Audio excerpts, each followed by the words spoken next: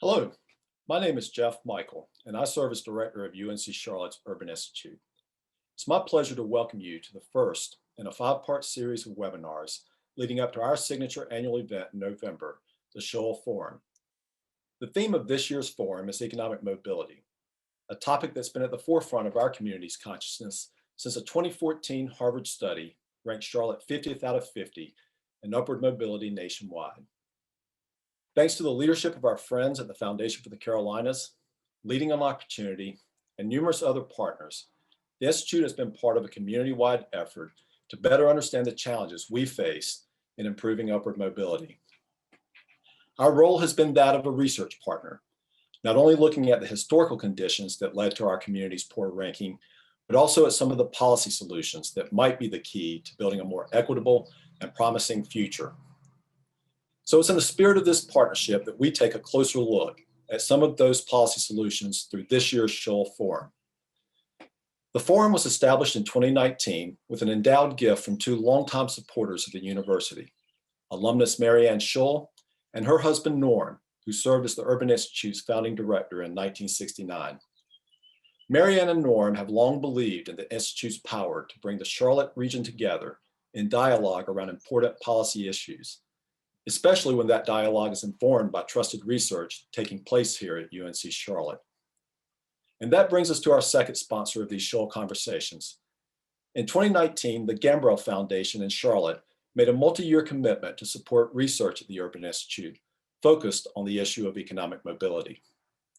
An important component of that research is the Gambrell Faculty Fellows, a program that funds faculty who are committed to exploring more deeply how issues within their respective fields might further our understanding of economic mobility.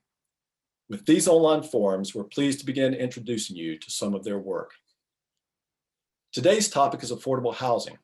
The future webinars will look at transportation, health disparities, the racial wealth gap, and workforce development, and how our success in addressing each of these will increase the likelihood of our success in moving the needle on the ultimate goal of greater economic mobility.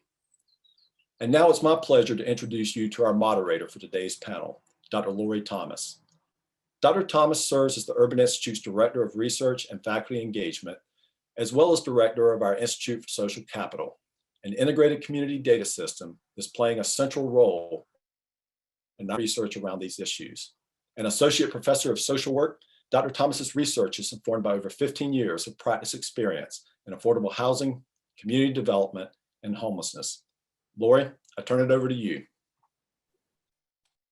Thank you, Jeff, and thank you, audience, for being here and your interest around this work that is before our community. In Charlotte, we are over 5 years familiar now with our national ranking on economic mobility. Some of us with lived experience in poverty, and particularly racialized poverty, have been familiar with this ranking, the realities of our ranking for far longer. And the growing body of research, including the Chetty team's work, demonstrates that housing in neighborhoods either block or expand upward economic mobility through mechanisms like housing affordability, housing neighborhood location and amenities, including education, asset and wealth building, housing quality that impacts health and mental health, and housing stability over time. To solve the problem of economic mobility, we have to address housing.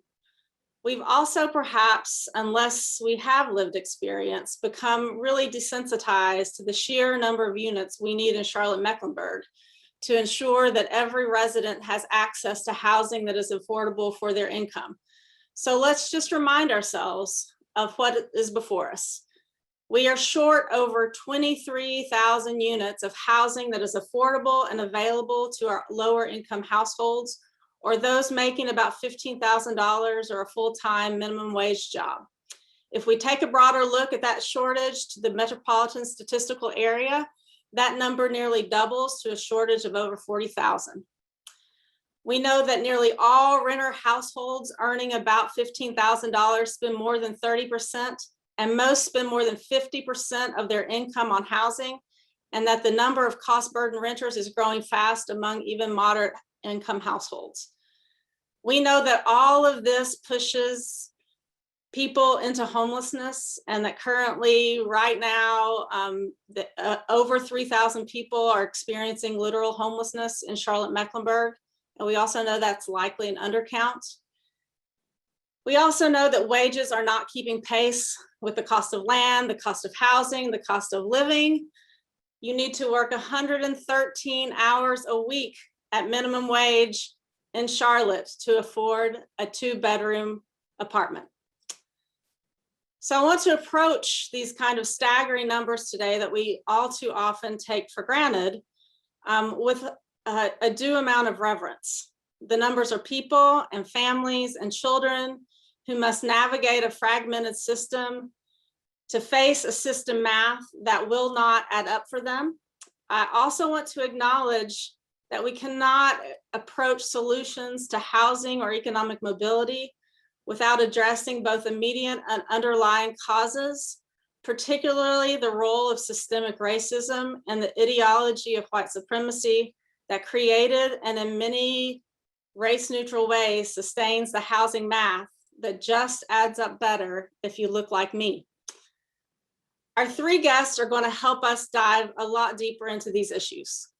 I'm going to briefly introduce each of them here, and then they will share a couple of slides with you introducing their work to you before we leave, and then we'll spend about 30 minutes and take for panel discussion, and we will leave some time at the end to take questions from you, from the audience. So if you have those questions, as you have those questions and think of them, please post them in the chat. So first of all, I'd like to introduce Dr. Dan Threet, who joins us from the National Low Income Housing Coalition.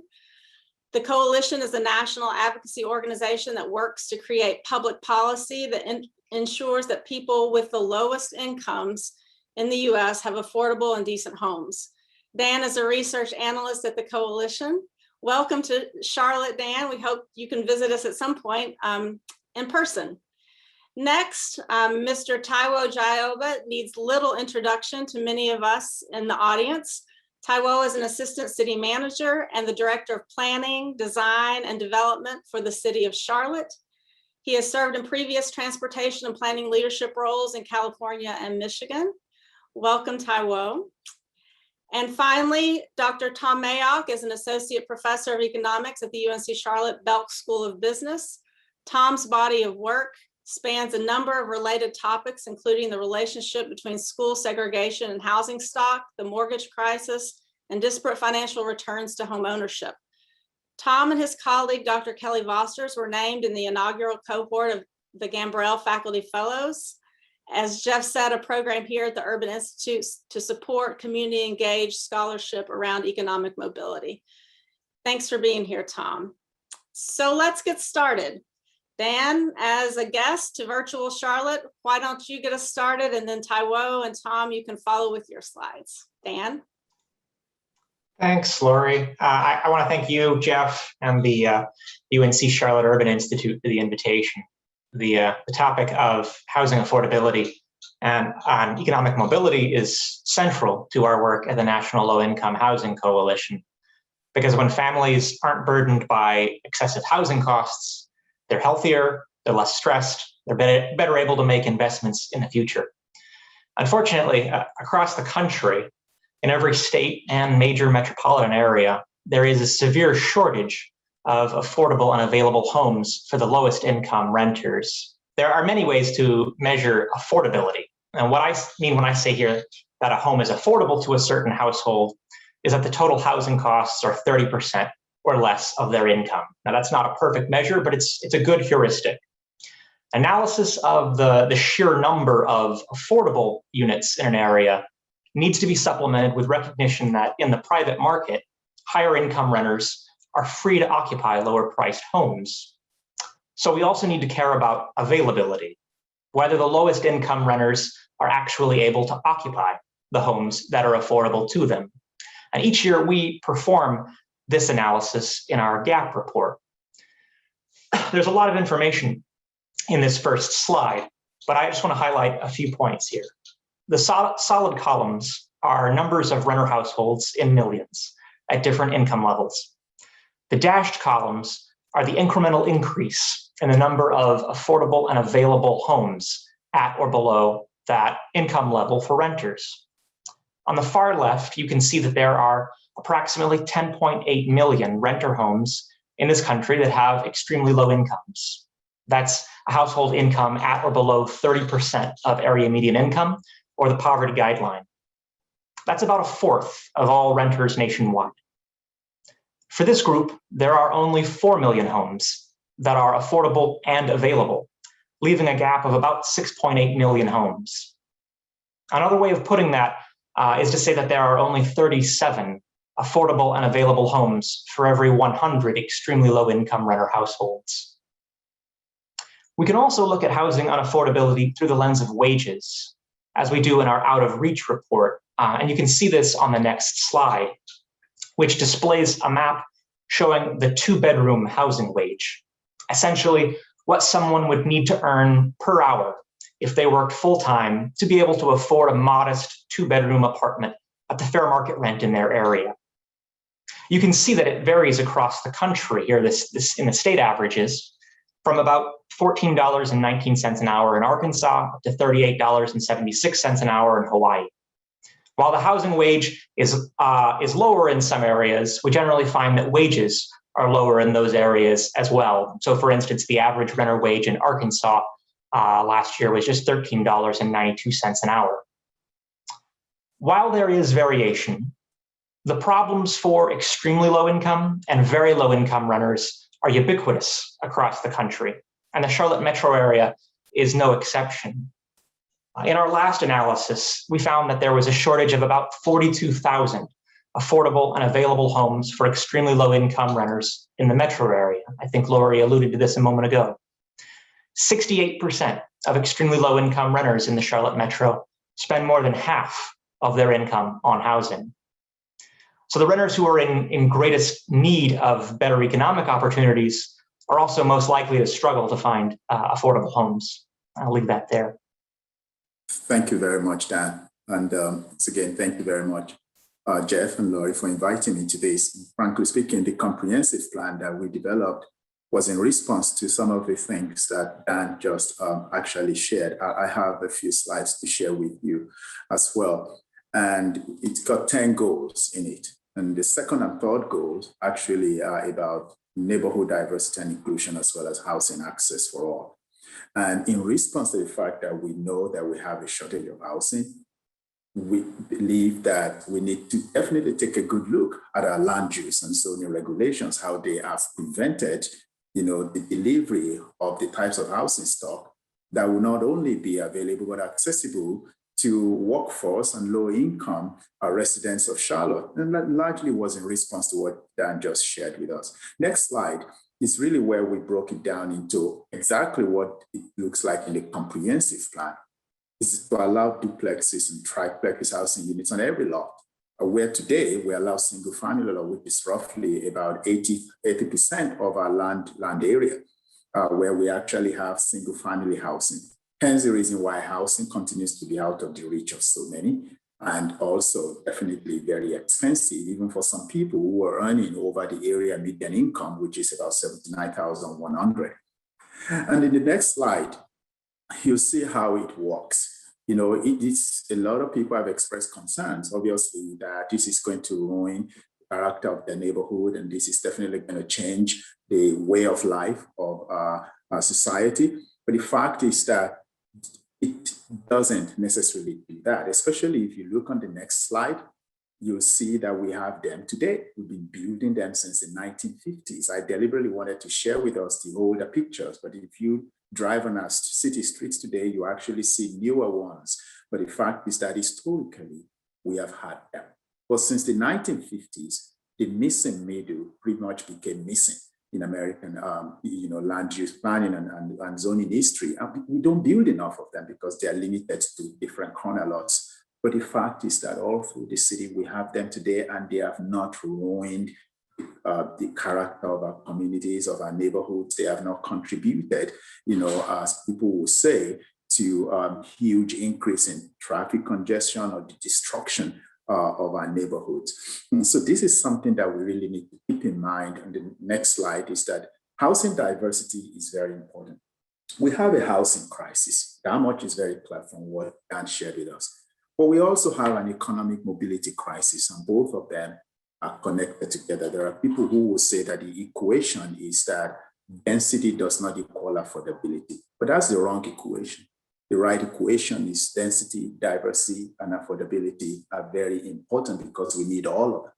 We need diverse neighborhoods where we can actually have different types of housing for different types of people. We need density because if we increase housing supply, while yes, there may be unintended consequences, which we can mitigate, and we can talk about that later on, the fact is that increasing housing supply also helps us to make housing accessible and available to a lot of our residents. And I will end with this. The 48% of households who live in the Arc, or what we call the Crescent in Charlotte, spend 25% of their income on housing, compared to 16% of people who live in the Wedge. That is a huge discrepancy out there. And unless we start talking about how we can allow different lots, different single-family lots in our city to accommodate diverse housing, we will continue to experience that type of shortage, making it very difficult not only to live in Charlotte, but even come to Charlotte.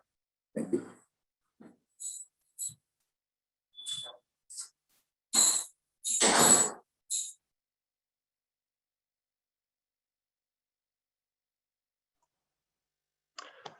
Thank you for the opportunity to discuss some of our work. I think we've got some slides queued up here.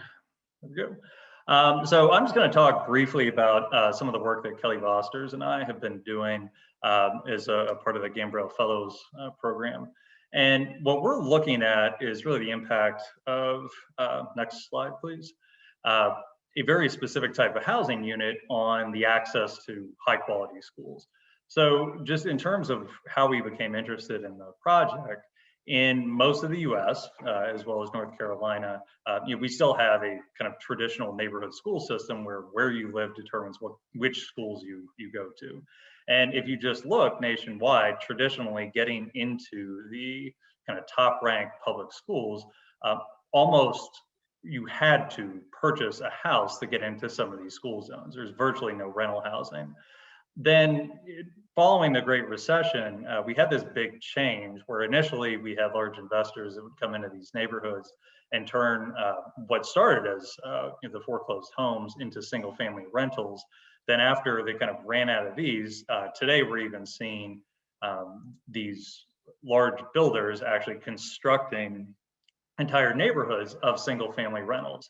And the thing that's interesting about this is that these rentals are zoned for high quality schools. And in some cases, this has provided the first access for renters to these areas that they've likely ever had. So what we're trying to do in our work is really answer two questions. One, did that shift in the spatial allocation of these rental opportunities actually enable lower income households to gain access to better public schools? And so that's what we look at in the first part of the paper. And in the second part of the paper, I mean, it's great if they're getting access, but ultimately what we'd like to see is that access is improving the academic performance of these children, because that would suggest that these children may actually have better later life outcomes based on some of what other literature has demonstrated following people over very long time periods. Next question. So most of the work up until this point has been putting the data together because data to answer these questions is in conjunction with one another just simply didn't exist. So we spent a lot of time actually piecing together administrative records. Zillow was nice enough to provide us with the kind of backbone of their data system. And we have administrative records on students in North Carolina. And we followed them from 2009 to 2016 and were able to link individual students and all the student level data with individual microdata for houses. So we can see, this is a student that is occupying this type of house in 2010. So what we do with this data is two things to answer those two questions. One, we model the impact that increasing the stock of housing zoned for high quality schools has on the likelihood that a student attends a good school, okay? However you would like to define good. And in the second part of the paper, we look at the same students that made these moves and ask the question, did that move actually increase the students' academic performance as measured by standardized tests? Okay.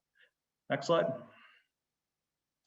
So the very short synopsis of where our preliminary findings are at this point is that, we're optimistic here. The MOVE models seem to suggest that not only are, when we look at all parents in renter households taking advantage of some of these new opportunities, but even when we limit the data to, lower income households as proxied by qualification for the free and reduced lunch program, we see that they are in fact moving to better schools as well when these opportunities are open.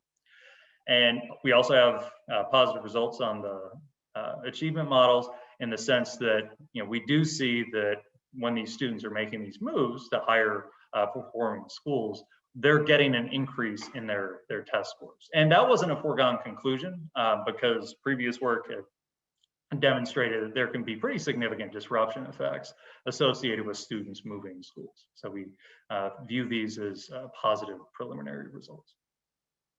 Excellent, excellent. Thank you, Tom, Dan, and Taiwo.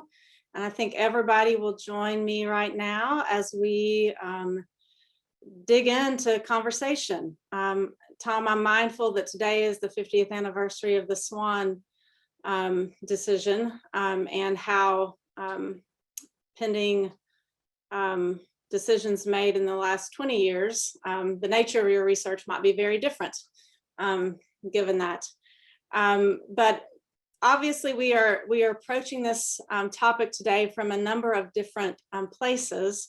But to tie us all together, I'd like to focus our first questions around the difficult landscape and choices people and families have to make to find and maintain housing, particularly renters, and specifically how those choices or the lack of them impact their economic realities.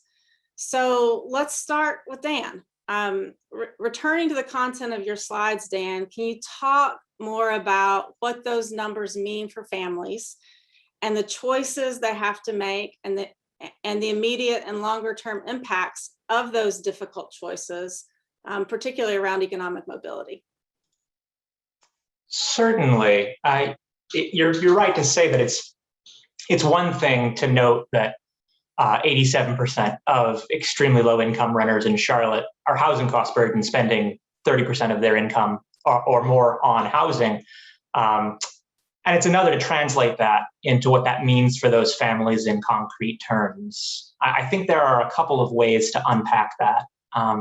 But first, and most obviously, housing expenditures come at the cost of spending on other basic necessities. As they say, the rent eats first. So households who can't afford or can't find affordable housing, they cut back on food, healthcare, transportation, education, other goods.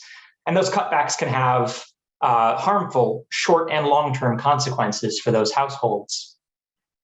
A survey in Los Angeles in 2019 found that cost-burdened renters, a good number of them, I think it was something like a fourth of cost-burdened renters, had been cutting back on food for over a year.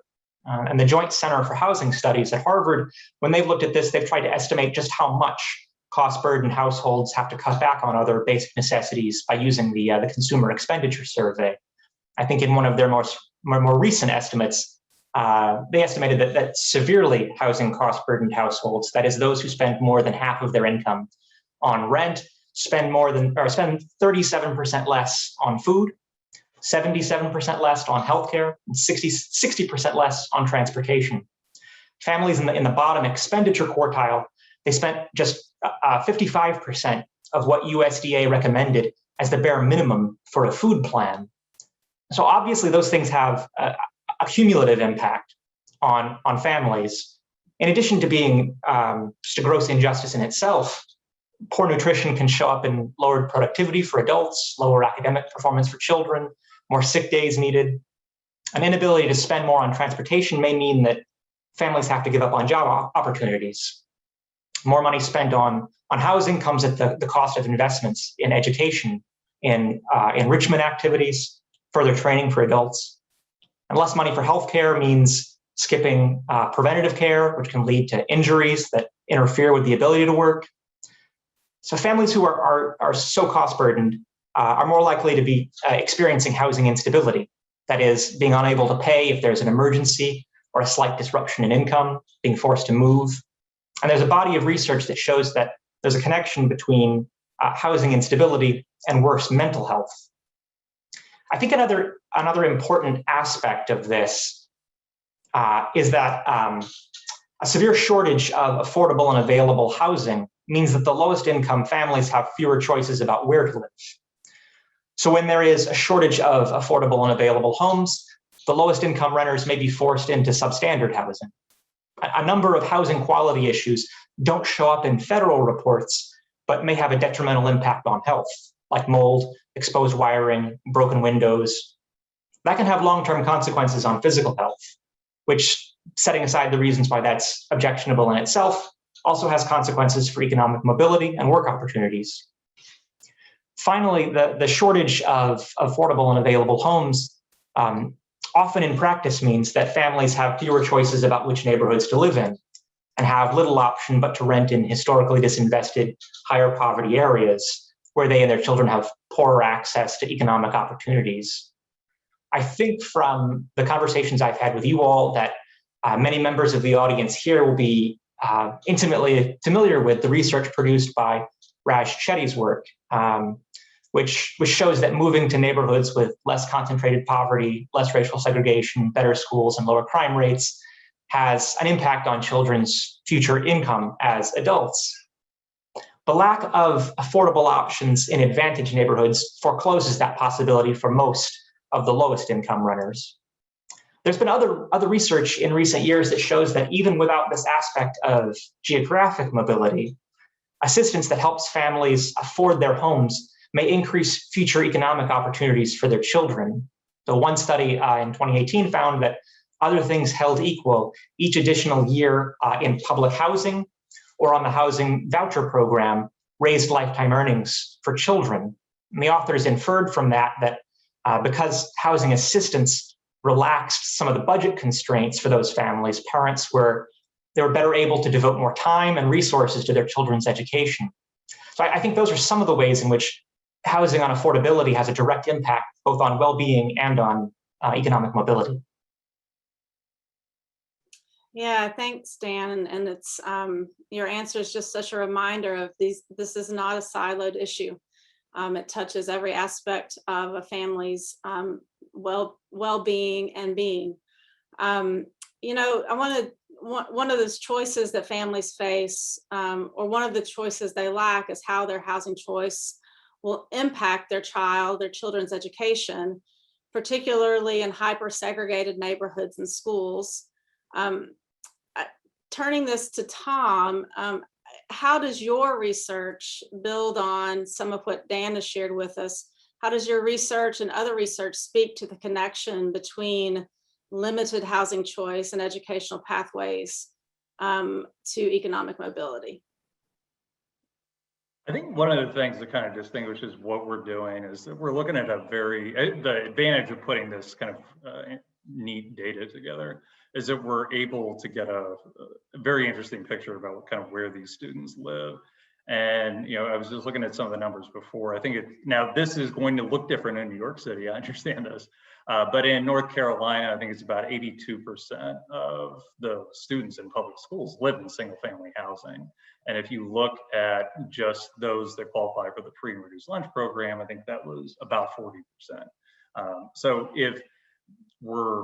if parents are making these decisions based on, I'm going to look for a single family unit that I can afford first, and then sorting in neighborhoods based on that.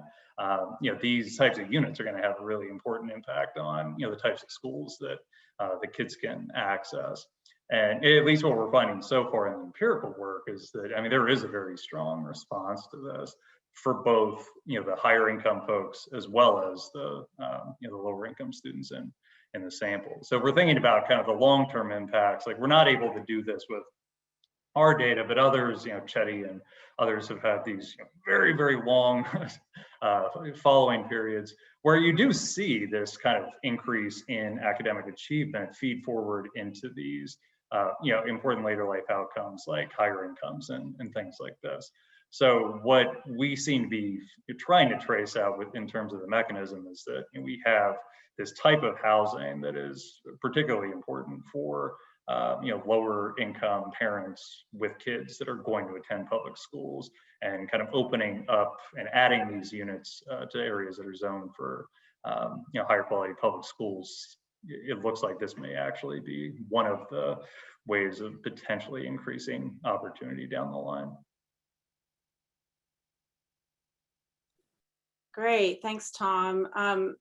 Taiwo, just to kind of finish up this kind of initial conversation around the experiences of families and making some of these choices, can you talk about some of the concerns and choices that Dan and Tom have both referenced that you have heard from Charlotte residents as you have done the work around Charlotte around the 2040 plan? And how did the plan and planning process respond and is still responding to those concerns? And how do you see the plan as a key tool to improve economic mobility in our community? Thank you, Laurie. I'll start off by saying there's not one tool that can solve the housing crisis or even the economic mobility situation that we have. The unfortunate thing is a comprehensive plan, right? Because the newest policy document sometimes has almost become like what everyone expects it to be, the catch-all document that will solve all of the problem. Comprehensive plans don't do that. It's essentially a land use plan, but it's really driven a lot, frankly speaking, by the Leading on Opportunity task force recommendation with regards to economic mobility, and both Tom and Dan made reference to that. One of the things that the Leading on Opportunity task force recommended was the alignment of transportation with housing. And they also recommended innovative strategies, multiple innovative strategies that we could use to address the issue of housing, but making sure that while we're doing that, we're also mindful of the cost of transportation. So when you look at the comprehensive plan, while it's, yes, primarily a land use plan, it's trying to connect the dots, 10 goals. If you want to summarize all of those goals, you say about 2 or 3 of them have to do with housing. Goals number 2 and 3 do with housing. Goals number 1, 4, 5 deal with mobility. And the rest obviously deal with sustainability, environmental sustainability, and how we fund this plan going forward. But what we've had from the community, which is in a way similar to some of what Dan and Tom has said, fall into 3 categories. There are those who believe that if you encourage housing diversity on every lot in Charlotte, it will result in displacement, especially displacement in our most vulnerable communities. We call it the Crescent or the Arc, where most minority population live, the lowest income. It also has the least life expectancy, the lowest life expectancy in our city. That's why you have Black and brown communities.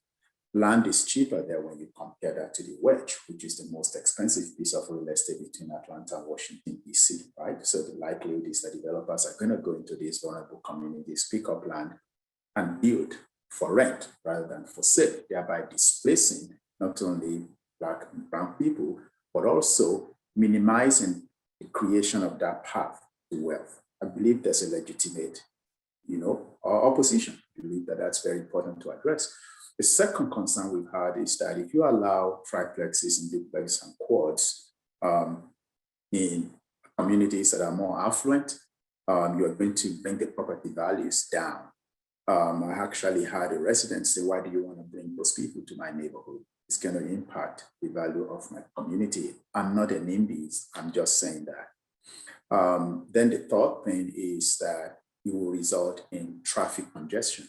If you allow housing diversity, it means you are increasing density, and therefore it will result in traffic congestion. Those are the 3 areas. I mean, there are some other concerns, obviously, from different people, but when it comes to housing, those are the 3 different things that we've been hearing. It's easy to dismiss them as being not in my backyard, right? It's very easy, but we shouldn't do that. I really think that those are valid concerns by people who actually bought their properties in certain areas or own land in certain areas, and we've got to really use data to address some of those things. Unless Dan and Tom can, correct me here if I am wrong, there is no evidence that having triplexes and duplexes or quads in affluent communities do actually bring property values down. It's people say so, but it takes more than having a duplex in your community to actually do that. And then we know that from the Institute of Transportation Engineers, the more compact your development, the less traffic to generate. Single family housing generates more traffic than compact development like duplexes or townhouses or quads do. Yes, we need to be mindful about the displacement piece. If there's any argument here that has some merit, it is really looking at that comprehensive plan and tightening some of the language. We do have some things today as a city that can actually help us to mitigate that. And this is really where mobility transportation comes into play.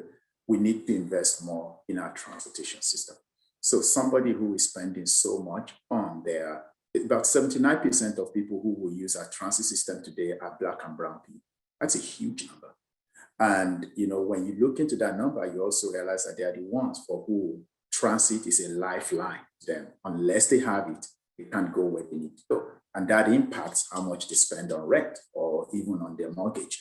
How can we invest in a transit system that actually brings transit closer to people so they don't have to transfer multiple times, so it's not too expensive for them in order for them to get to childcare or to get to work or other things that they need to spend money on? And this burden is especially on those who live in the present.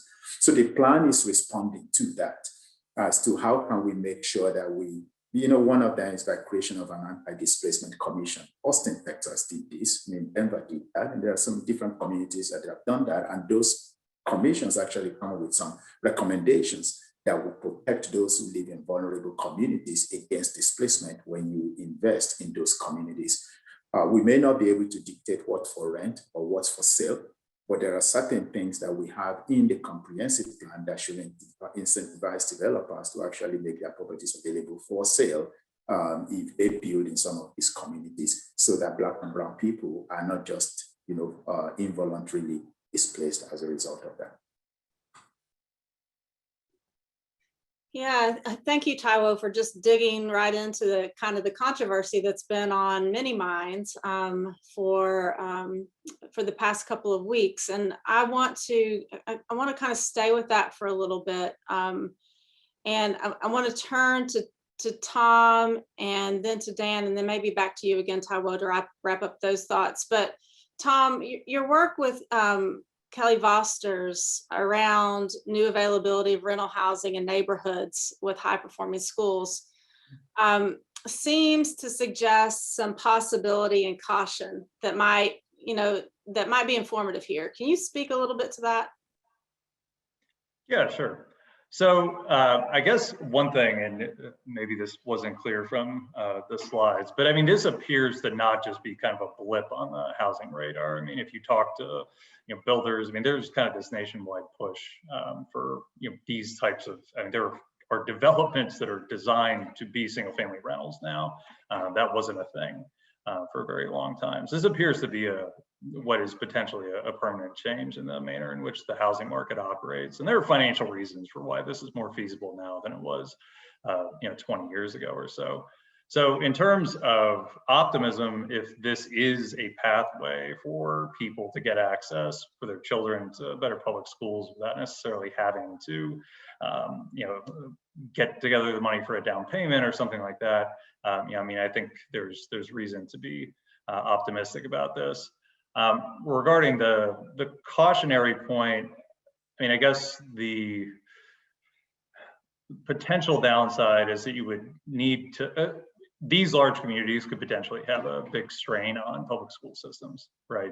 If we do see that all of a sudden we've got this big move, we're putting in 500 units of single family rentals, and we know, just looking at the American Community Survey data, that the number of students per household is going to be extraordinary coming out of a development like that. So, regarding the cautionary point, I mean, I think that would be one thing, because we're fortunately kind of past the depths of at least the previous foreclosure crisis. We'll kind of see how COVID plays out. But it really does seem like the single family rental market now is going to look very different moving forward. And if a lot of this is actually being driven by new developments aimed at being single family rentals, then yes, the pull on the demand on school resources is certainly going to be something to consider.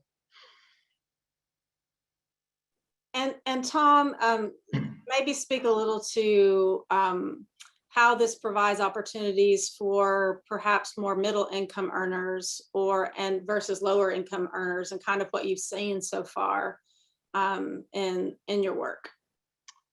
Yeah, so this, at least relative to probably the income spectrum, unfortunately, our data just kind of has this cut about whether or not you qualify for the free and reduced lunch program. So depending on who you talk to, I mean, that may be the middle income cut or kind of high-low income. So really, we're only able to kind of differentiate between, if you're above or below that threshold.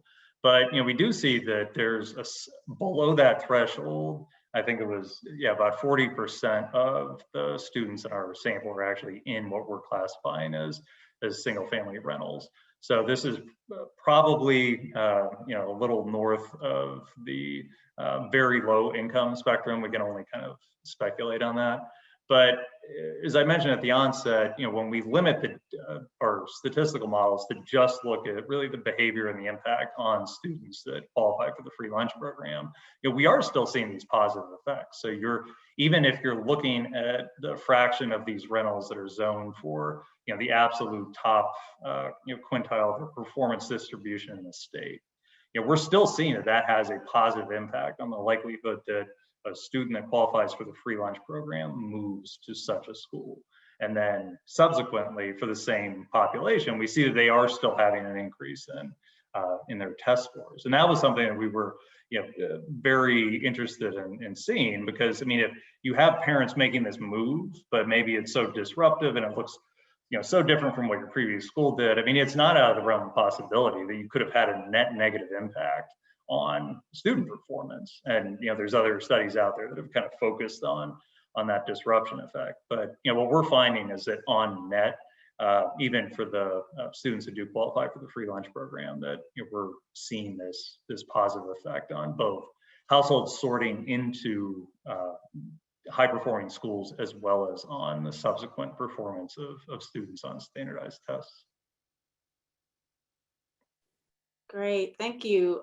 Dan, coming back to Taiwo's comments, from your national vantage point, how would you contextualize our community's tensions around particularly housing diversity and increasing diversity through different zoning tools, and then the concern about preserving either preserving neighborhood characters, or kind of from a different group, the concern that this increasing housing diversity might actually lead to the displacement of folks. What are you seeing that can help us understand what we are working through in our community right now?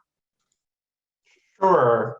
So I guess I would just, in all humility, start by saying that I understand the local controversy really only through Jeff's recent blog post. It's a complex debate. So I'll defer to Tom and Taiwo on the local particularities there. But it is a conversation that we see echoed across the country. So where I live in the District of Columbia, there has been a years-long fight about the comprehensive plan, in particular because of the desire to site more affordable housing in the higher income neighborhoods in the northwest of the district. So there's a familiar fight there with pushback in those neighborhoods. Skeptics who think that the per unit cost of building in those neighborhoods is not worth what it will actually produce, and worries on the contrary about developing more in historically disinvested neighborhoods because of the potential for displacement there. So the affordability, density, housing diversity conversation is one that I think we see play out along similar lines in a lot of communities, even though there is a lot of diversity in the existing housing markets in those communities. I think there are probably a couple of things that are worth saying there. So one is that there is, I think, ample evidence that expanding the supply of market rate housing is important. So the Furman Center released a report a couple of years ago, I believe called Supply Skepticism, that went through some of the reasons why people sometimes make the argument that building or increasing the housing supply won't affect housing affordability. And they provide some reasons to think that at the end of the day, in the long term, adding to the housing stock, even through just adding more market rate units, will eventually redound to the benefit of some lower income renters. I think Jeff's blog post touches on some of this, but the so-called filtering process by which the new construction, even construction of luxury units, creates a chain of household moves that frees up more housing for low-income renters. That filtering process does eventually have some impact for some lower-income renters. But one source of skepticism from people who sometimes push back on the need for more development and more housing is that that filtering process often doesn't get all the way down the very lowest income renters. And that shortage of affordable and available homes for the very lowest income renters won't be eliminated without a significant and sustained public investment. So it's worth just saying that the severe nationwide shortage of affordable and available homes for extremely low income renters, the very lowest income renters, that's a persistent structural feature of our society that endures through periods of economic growth, through recessions, because the private market on its own doesn't produce an adequate supply of homes for those lowest income renters. What those renters can afford to pay often doesn't cover maintenance and operating expenses, and landlords have an economic incentive to try to upgrade those properties or to convert them to other uses before letting them filter down to rent levels that would be low enough for those renters.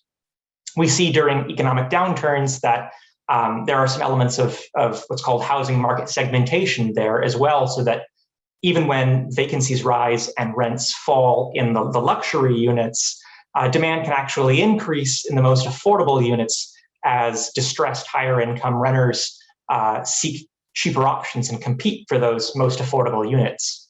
So there might be a grain of truth in those who are worried about just using an increase in market rate housing to reach affordability at the lowest end, because reducing the shortage for the lowest income renters does require construction subsidies, tenant-based rental assistance, often both.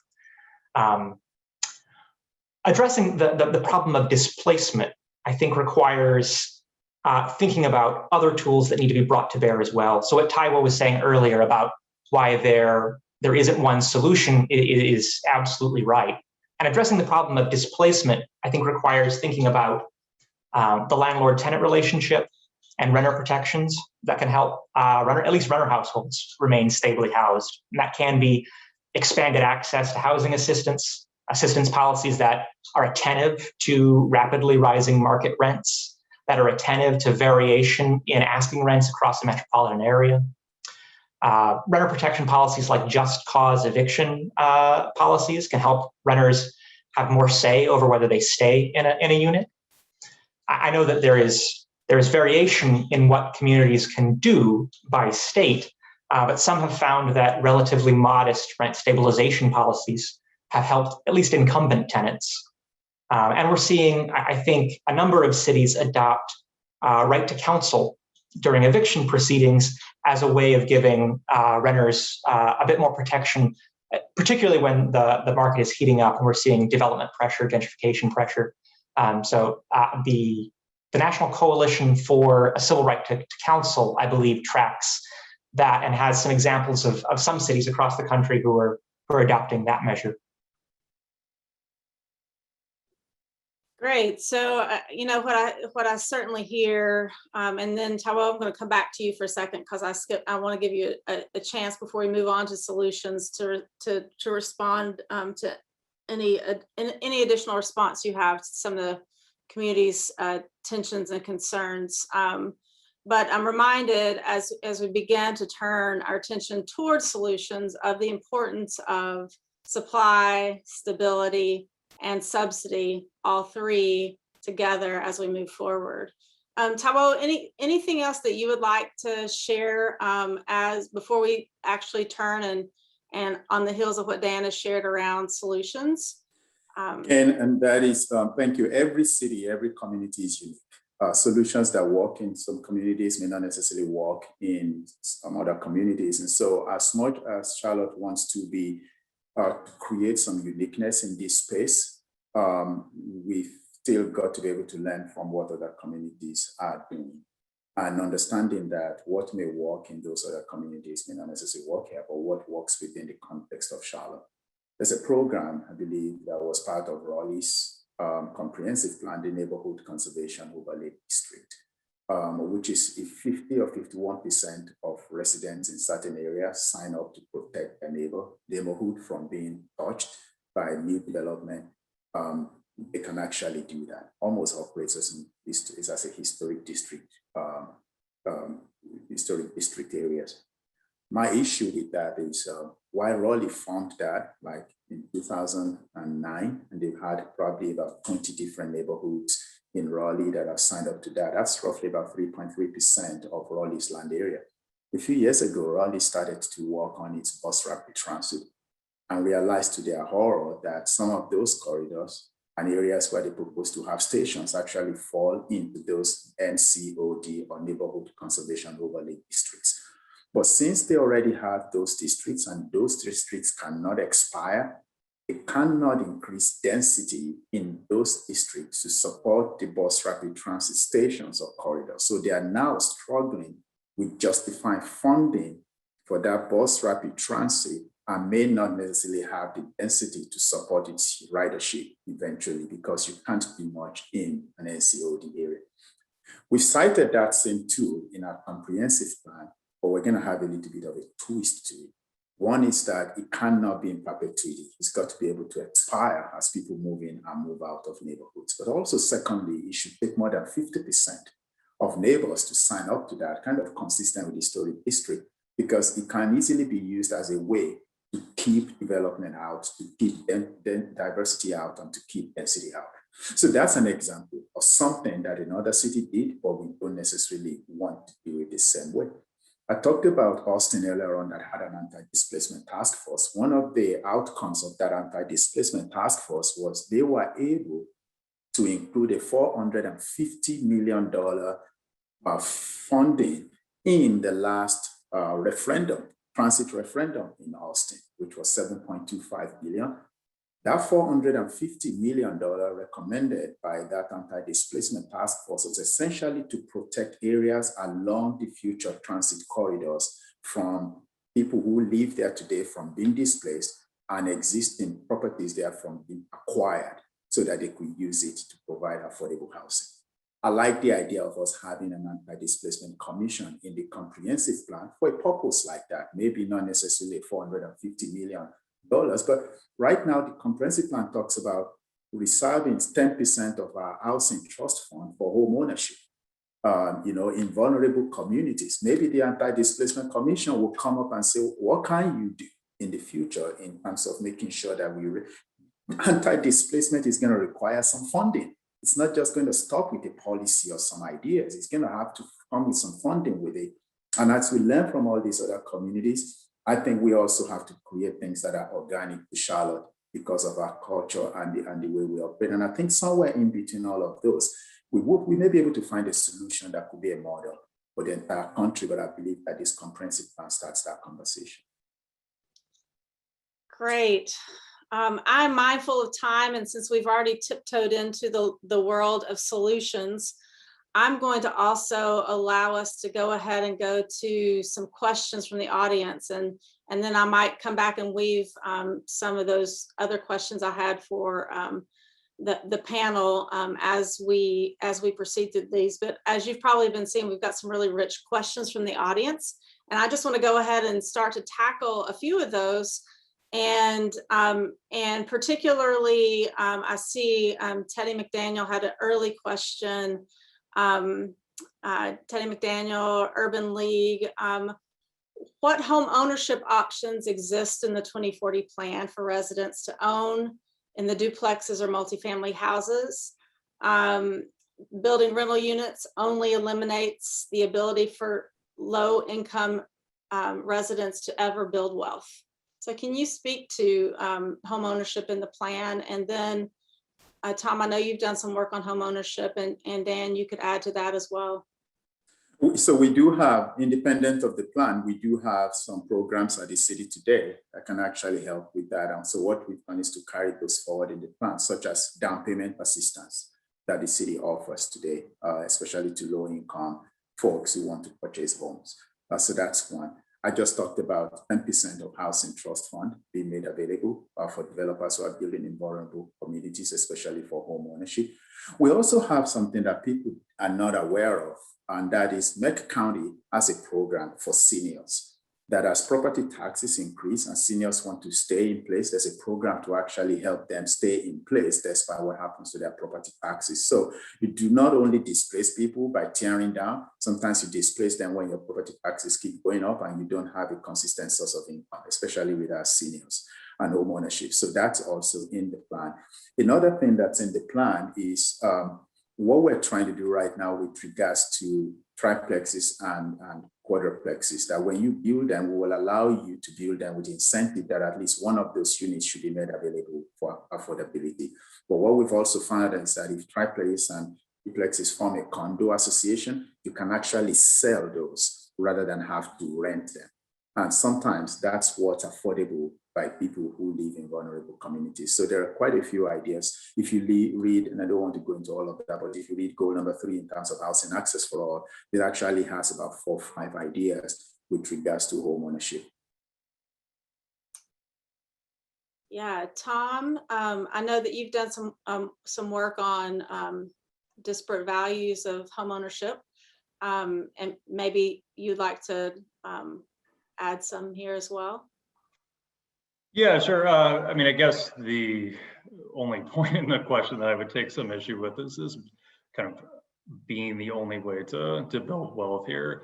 I mean, we saw during the last financial crisis that low income and minority communities and homeowners specifically, that the work that I did got absolutely massacred by the downturn. And this, you know, if you just kind of look at where home ownership is riskier in lower income neighborhoods traditionally.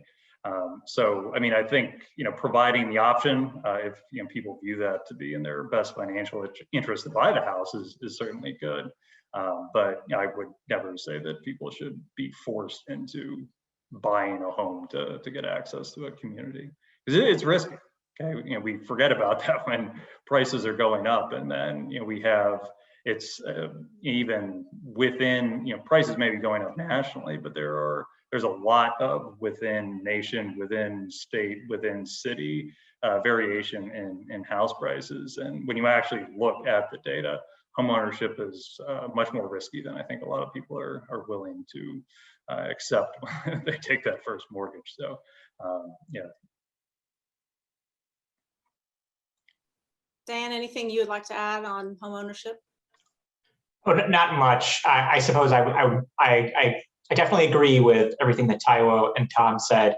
I suppose I would add that one important stepping stone before building wealth for many lower income households is just to get stable housing at all. And so that can actually be an important preliminary step before they're able, in a position to become homeowners, just to have affordable rent.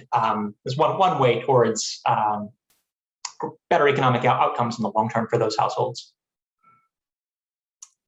Yes, and I think to the topic that we'll return to in the fall around the racial wealth gap, and understanding that, you know, there are differences in the home equity of Black and Brown members of our community who are homeowners versus the home equity of that of our white homeowners. All right, so let's move on to another question. Our current zoning from Dr. Stephen Vader, our current zoning incentivizes large, expensive single-family housing in both the Crescent and the Wedge. Wealthy neighborhoods fear being overwhelmed with low-price multifamily, while low-income neighborhoods fear more development and increased displacement. We've talked about this a little bit. So how do we move forward with change? And maybe Dan, to you, where do we see folks who are moving forward with changes around that? Sure, that's an interesting and tough problem. And unfortunately, because of the size of the problem, I don't think I can point to any single major metropolitan area that has solved this issue, but communities are adopting creative means. I think maybe the first response, though, I would make to that question is just to say that we know that outreach and advocacy works because we see it every day in those who are opposed to development, having their voices heard and slowing development. And so really there is a wealth of evidence that shows that what we need are engaged advocates for more affordable homes who can get into doing that kind of public engagement and education work to show that building more affordable homes can be paired with policies that slow or prevent displacement of incumbent households.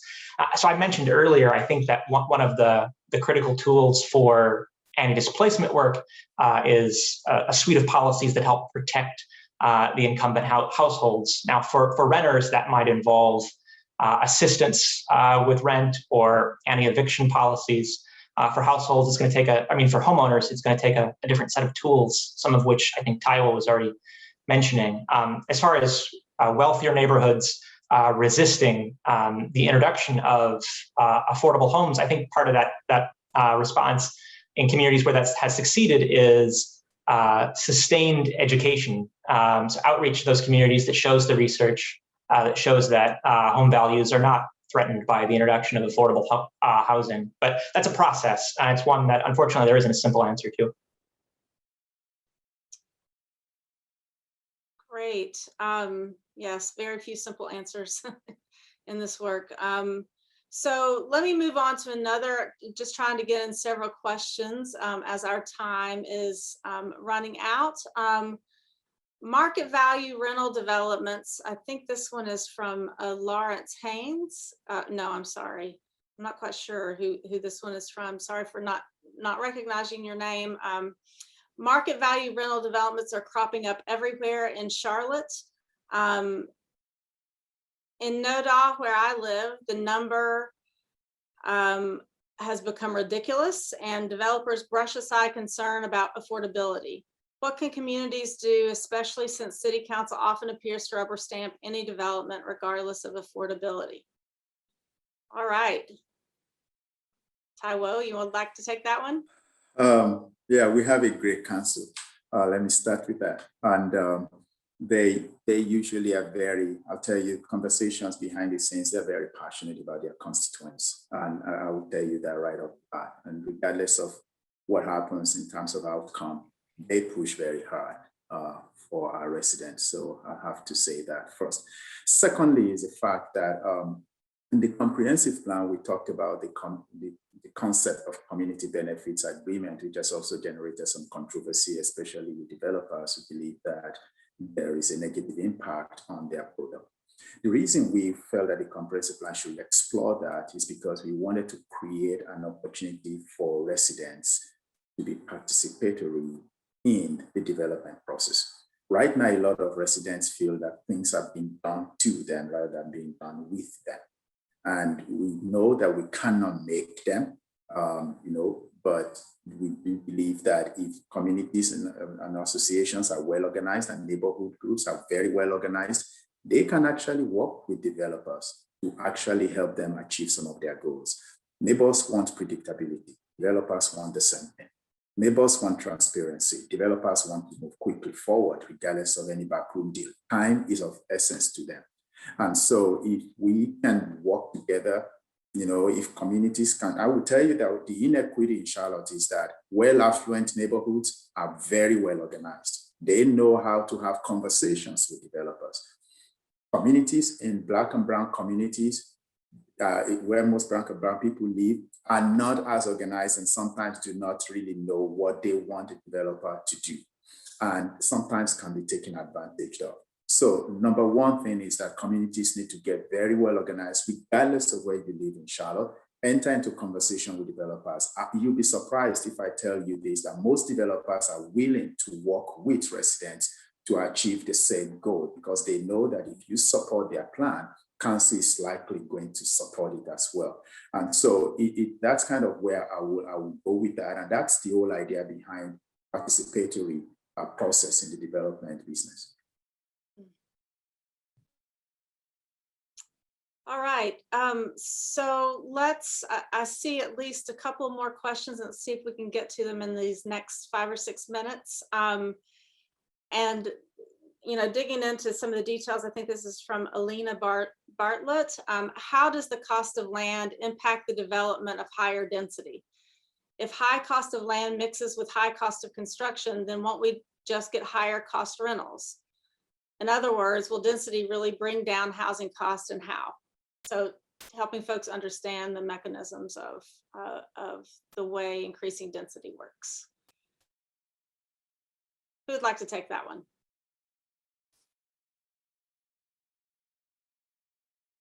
Well, I don't want to take everything, but maybe Dan and Tom have. Obviously, the cost of land impact. It definitely impacts the cost of housing, which is again why I believe in the affluent areas. Dan touched on this in terms of education. I refer to it as life cycle housing, right? If you live in an affluent area and you're living in $1 million home right now, and you can build 4 units, at some point, you go from 2,000 square foot to about 1,000 square foot, and you don't have to lose your relationships, even if you're affluent and wealthy, or you downsize. And so you can build multiple units, but they would just not necessarily be affordable for someone else, but they could be affordable for you and also amenable to your needs.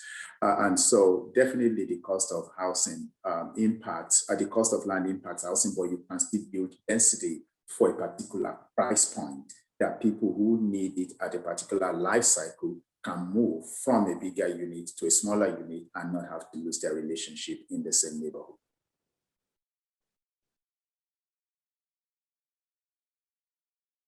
Tom, would you like to add anything on density? Okay.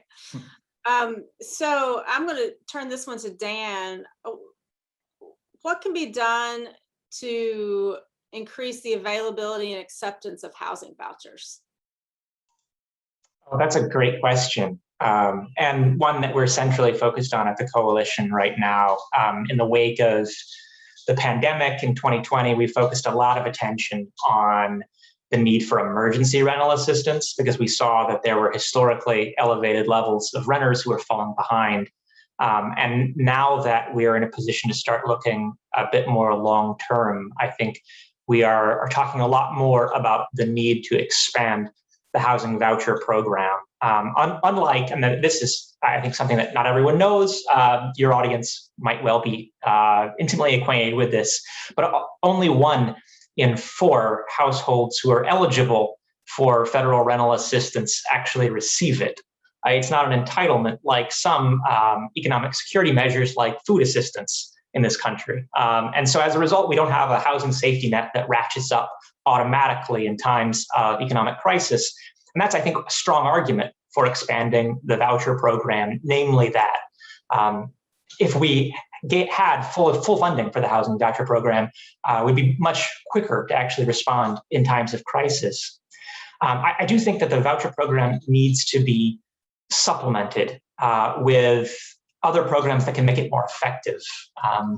So we see that in many communities, landlords can refuse households that have vouchers. And in fact, there's a kind of stigma that has come up along with vouchers. In Ava Rosen's recent book, The Voucher Promise, she looks at how this is played out in Baltimore and the extent to which voucher holders are informally steered toward a certain set of historically disinvested neighborhoods where they are shut out by one means or another from the kinds of neighborhoods where they could actually enjoy greater access to good schools, better job opportunities, and the like, the kinds of neighborhoods that Tom was mentioning in his study. And so there are a couple of things that can be done to make the voucher program more effective and perhaps to strengthen the argument for expanding the voucher program. One would be to pair it in some instances with services that can help households actually find those quote unquote opportunity neighborhoods. So the coalition supports a bill called the Family Stability and Mobility Vouchers Bill, which would expand the voucher program by about 500,000 across the country and pair those vouchers with services for families with children to help them identify neighborhoods where they could actually make best use of that. In addition to that, pairing the voucher program with source of income non-discrimination, as is done in, I believe, something like 104, 105 sub-state jurisdictions across the country, would help ensure that housing assistance can actually be used in the neighborhoods where it's most valuable.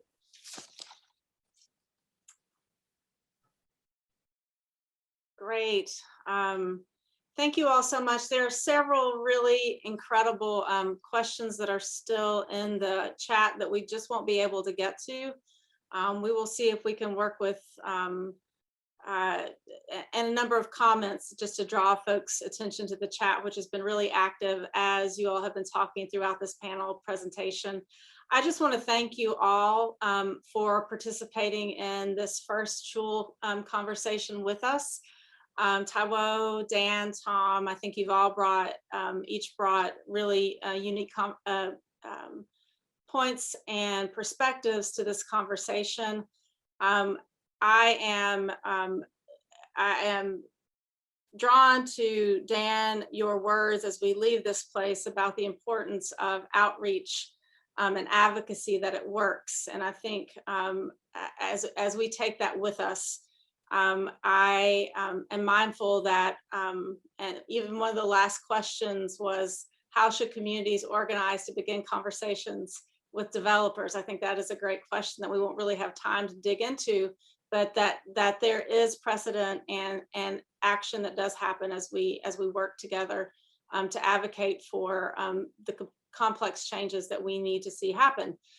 There will be a recording of the session available toward the end of the week, and you can to visit that. We'd also love to direct you to our next event, which will be moderated by our own Eli Portillo, and will focus on economic mobility and transportation.